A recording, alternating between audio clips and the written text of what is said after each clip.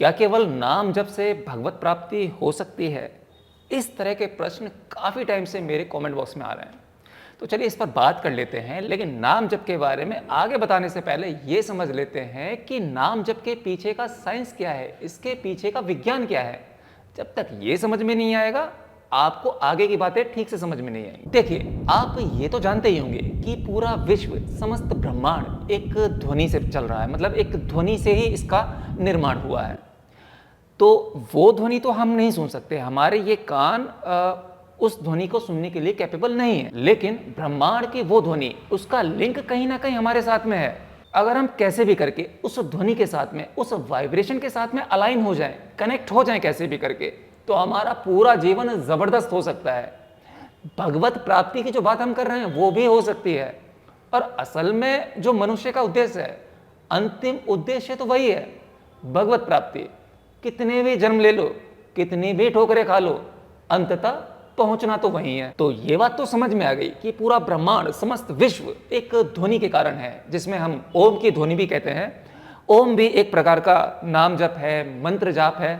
ऐसे न जाने कितने प्रकार के मंत्र जाप हमारे वैदिक साइंस में आपको मिल जाते हैं। हर मंत्र उच्चारण का अलग अलग फायदा हो सकता है, लेकिन जहाँ ओम की बात करते हैं या किसी भी नाम जप की बात करते हैं, जैसे प्रेमानंद महाराज जी बोलते हैं कि राधा राधा बोलते रहो और बस हो जाएगा। तो आखिर केवल एक ही नाम जपने से, जैसे राम राम, राधा राधा, ओम नमः शिवाय, इन सबको जपने से भगवत प्राप्ति कैसे हो सकती है, या मैं कहूँ एनलाइटेंड कैसे हुआ जा सकता है? जबकि यहाँ पर हम दूसरी तरफ देखते हैं कि बुद्ध हुए, महावीर हुए, इन्होंने मेडिटेशन के जरिए ज्ञान योग के मार्ग से पाया, और ऐसे बहुत सारे हठ योग भी हैं। पर प्रेमानंद जी महाराज वो केवल भक्ति मार्ग बताते हैं, नाम जप, राधा नाम बताते हैं। अब वापस से सवाल पर आते हैं कि क्या नाम जप से वो हो जाएगा, भगवत प्राप्ति हो जाएगी? तो जवाब हाँ भी है और ना भी है। अब ना कैसे है पहले ये समझ लेते हैं, बाकी बाद में हम समझेंगे कि हाँ, इससे मिल भी सकता है। हाँ, तो नाम जप से भगवत प्राप्ति नहीं हो सकती, इसे समझने की कोशिश करते हैं। देखिए, आप जो नाम जप करते हो तो आपकी वाइब्रेशन, आपके शब्द जो होते हैं, वो कहीं ना कहीं उसे अलाइन करने के लिए आपको पहले प्रैक्टिस करनी पड़ती है कि एग्जैक्टली कौन सी फ्रीक्वेंसी होनी चाहिए उस ब्रह्मांडीय ऊर्जा से जुड़ने के लिए, या जो मंत्र जाप आप कर रहे हैं उस शक्ति से जुड़ने के लिए, उसकी ध्वनि, उसकी वाइब्रेशन ठीक वैसे ही करने के लिए आपको प्रैक्टिस करनी पड़ती है। क्योंकि करते करते करते एक दिन वो ध्वनि, वो वाइब्रेशन आपके अंदर से कंपन होने लगती है। पर जो ध्वनि आप निकाल सकते हैं, उसके एवज में तो आज बहुत सारे डिवाइसेस हैं, रिकॉर्डर है, जबकि उसकी आवाज आपकी आवाज से लाख गुना अच्छी है। वो बिना थके नाम जप कर सकता है, बिना खाना पीना खाए हुए नाम जप कंटिन्यू कर सकता है, वो कभी नहीं थकेगा, भूखे प्यासे कर सकता है। तो जब नाम जप करने से भगवत प्राप्ति हो जाती है तो रिकॉर्डर चलाकर रख दो तो मिल जाना चाहिए, फिर भी नहीं मिलता। आजकल तो मंत्र चैटिंग की एक छोटी सी डिवाइस आती है, उसमें बटन दबाते रहते हैं कि काउंट चलता रहता है, तो वो भी अवेलेबल है। तो टेक्नोलॉजी आई है तो उसका भी सहारा लिया जा रहा है आध्यात्म के अंदर। तो अगर आप एक रिकॉर्डर की तरह, जैसे एक म्यूजिक सिस्टम होता है, वो कंटिन्यू नाम जप कर सकता है बिना थके, बस उसे ऑन करना है। आप उस तरीके से कर रहे हो तो नाम जप का कोई फायदा नहीं है, व्यर्थ है, आप समय खराब कर रहे हो अपना। चलिए अब बात करते हैं प्रेमानंद महाराज जी के बारे में। एक बार शायद विराट कोहली और अनुष्का शर्मा उनके पास आए थे, तब अनुष्का शर्मा ने पूछा था प्रेमानंद जी महाराज जी से कि महाराज जी कैसे होगा, भगवत प्राप्ति कैसे होगी, तो क्या नाम जप से हो जाएगी? तो महाराज ने कहा था कि केवल राधा राधा काफी है, इससे बड़ा कुछ नहीं है, और इससे भगवत प्राप्ति हो जाएगी, कुछ नहीं करना। तो इसे समझने की कोशिश करते हैं कि प्रेमानंद जी महाराज कहना क्या चाहते हैं। उनका देखो, अब वो बातें जो करते हैं बहुत साधारण सिंपल बातें होती हैं, लेकिन उन साधारण सिंपल बातों में भी उनके गहरे मतलब होते हैं, मतलब बहुत गहरे मीनिंग होते हैं, उसे डिकोड करने की जरूरत होती है। हाँ, तो दूसरा हिस्सा यही है कि नाम जप से हो सकता है। प्रेमानंद जी महाराज, जो इस समय विश्व की व्यवस्था चल रही है, जो हालात, जो परिस्थितियां हैं कलयुग की, जो भी आप देख रहे हो कलयुग जिस प्रकार से चल रहा है, एक व्यस्त जीवन, बिजी लाइफ, सुबह से उठने के बाद मनुष्य को कोई टाइम नहीं है, वो बस दौड़े जा रहा है, अंधी दौड़। तो ऐसे में कोई व्यक्ति हठ योग नहीं कर सकता, पाठ नहीं कर सकता। वैदिक हिंदू धर्मों में बहुत सारी किताबें हैं जहाँ बहुत अच्छी अच्छी बातें लिखी गई हैं, ऐसे बहुत सारे मार्ग बताए गए हैं, इन्हें पढ़ने का समय नहीं है। तो प्रेमानंद जी महाराज यहाँ पर यही कहते हैं कि नाम जप से हो जाएगा। बिल्कुल सरल मार्ग बताया है, इससे सरल कुछ नहीं हो सकता कलयुग के टाइम पर। वो समय कुछ और था, आज का समय कुछ और है।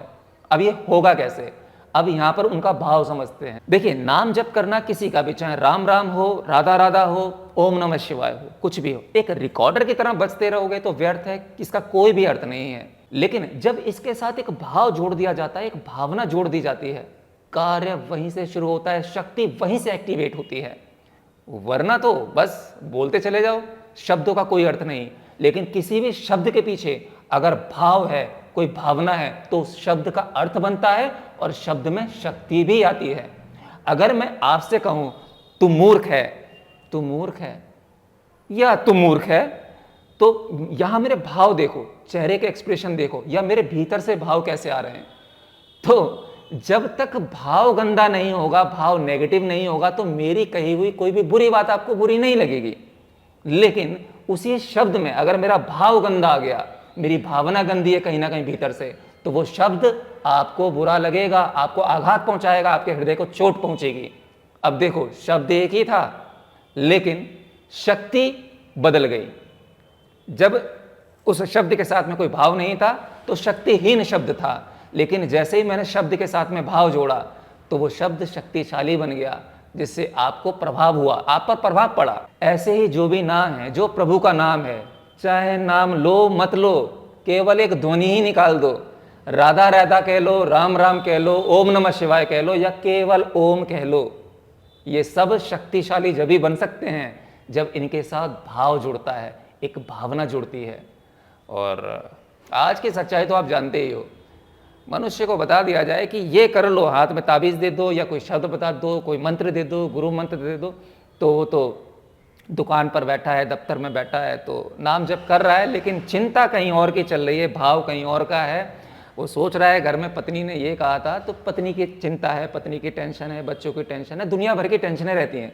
अब इतनी सारी टेंशन लेकर, इतने सारे नेगेटिव भाव लेकर आप किसी भी प्रकार का मंत्र जाप कर लो, कोई भी उच्चारण कर लो, आप उस ध्वनि को अलाइन नहीं कर सकते जो ब्रह्मांडीय ऊर्जा है, जो ब्रह्मांडीय वाइब्रेशन है। और जब भाव आपका पूरा 100% पूरे भीतर से रोम रोम बोल दे राधा, रोम रोम बोल दे राम, तो समझो उससे अलाइन हो गए, उस ध्वनि से, उस वाइब्रेशन से अलाइन हो गए, ब्रह्मांडीय ऊर्जा से अलाइन हो गए।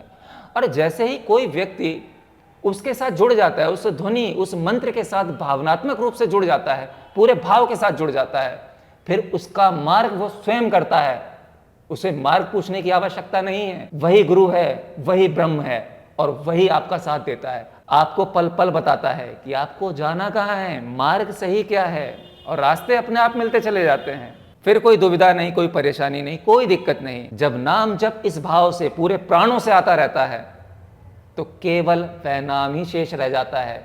मैं जपने वाला खत्म, मन खत्म, जपते जपते जपते जपते आप उसमें इतना गहरा उतर जाते हैं, केवल वही नाम शेष बचता है, और अंत में वह भी मिट जाता है, और फिर क्या, शेष पर ब्रह्म बचता है। तो बस यही है नाम जप की महिमा, समझने का खेल है। आप किसी भी चीज़ को ऊपर ऊपर से सुनते हो और सोचते हो चमत्कार हो जाएगा, तो ऐसा नहीं होने वाला। पहले आपको उसमें डूबना होगा, डुबकी लगानी होगी, उसे समझना होगा कि उनका भाव क्या है, अर्थ क्या है, वो कहना क्या चाहते हैं। बस यही सारी चीज़ें हैं। तो बस आज के लिए इतना ही, मिलते हैं नेक्स्ट वीडियो में, तब तक के लिए जय श्री कृष्ण।